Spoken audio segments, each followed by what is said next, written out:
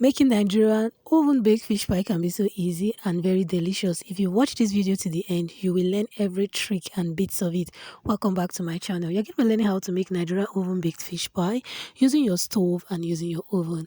I'm just using 3 cups of flour, 1 tablespoon of baking powder, 250 ml of melted butter or 200 grams of butter. I'm going to mix it into my flour. I like using melted butter because it's easy to dissolve, or it's easy for the flour to absorb the butter.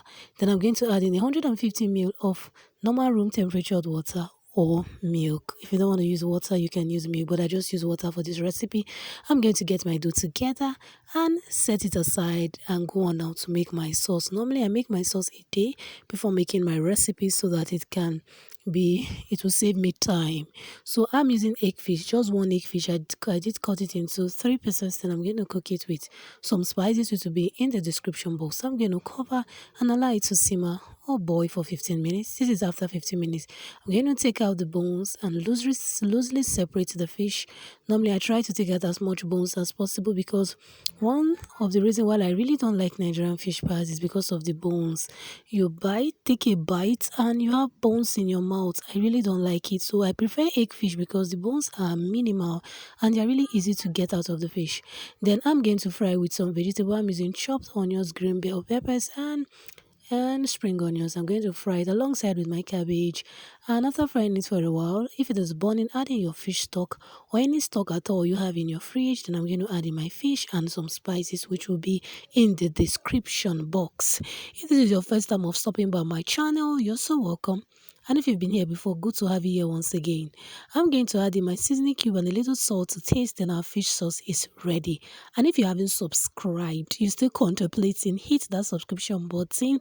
It is free. Subscribe to Debbie's Kitchen, do like and share this video. You may be helping someone who wants to learn how to make fish pie and does not know how or where to start from. Now I'm going to divide my dough into portions. Our sauce is ready. Then I'm going to use a saucer or a plate or any plate in your kitchen that can give you a perfectly round shape. If you do not have a meat pie cutter or a pie cutter, just use whatever can give you a round shape. Now this part is very important. I want you to adjust yourself. I'm going to fold my my dough now into 2. Then I'm going to cut from one end to another. Now I want to have a triangular shaped fish pie, so I am not using a triangular cutter now. So just folding your dough, your pie dough, and trimming it from the end, from one end to another, like as you can see in the video now, we give you a triangular looking pie. Isn't this amazing? Now you can see this easy as in neatly cut. Now I'm going to add in my sauce to the center, generous amount. Yes, the more sauce, the more yummy. This sauce, if you take a bite of it, you will not find any fish bone. As in, I do take my time to take out the bones because of my kids. And generally, come on, having your fish pie without bones, I think it is better. So don't be in a hurry when you're picking out the bones from your fish. Make sure you take as much as you can. You may not be able to take 100%, but 90 to 95% is a fair deal. Just take out as much bones to make your fish pie more enjoyable.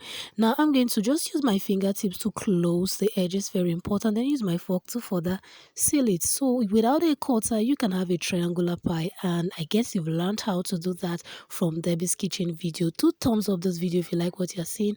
Thumbs up, do like and share, subscribe to Debbie's Kitchen. It is free. I don't know, it is free. You keep watching my videos and you don't want to subscribe. To subscribe, do like and share. And I love those of you that are coming back to watch that have subscribed. We are moving this channel to the next level. Now all of them are ready in my tray. I'm just going to break 1 egg in a bowl, whisk it with my fork, and I'm going to brush with my pie paste, pastry brush, and just to give it a shiny and attractive look, very important. I'm baking an oven of 180 degrees Celsius for 40 to 45 minutes. Now these ones are going to the oven. The remaining ones that are not going to the oven, we are going to use our pots to bake this one also for 45 minutes. So this is my pressure pot. I'm using my pressure pot because of how it conducts heat. It is perfect for baking. But if you do not have a pressure pot, just use whatever pot you have in your kitchen. Just put a plate at the middle of the pot. Use something to lift up the plate and put your your is it your breakable plate now? Please make sure it's a plate that can withstand heat. Like you see some plate does say microwave safe. Don't use ceramic plate, it will just pop up in the pot. Now our fish pile is ready. This is after 45 minutes. So I've closed the pot tightly for the ones who are using the pots to bake, and I'm going to allow 45 minutes for that one to bake. If you do not have a pressure pot, you can use a foil to seal your pots before covering it with your pot cover. Look at how yummy it is looking. This is the oven baked one. It is ready.